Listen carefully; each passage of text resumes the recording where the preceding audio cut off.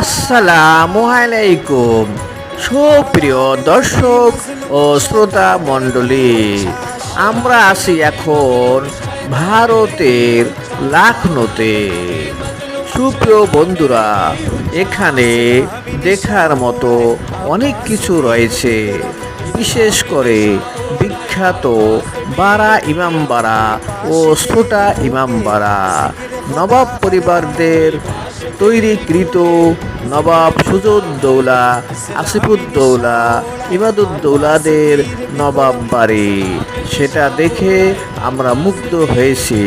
সেখানে বড় একটি জামে মসজিদও রয়েছে।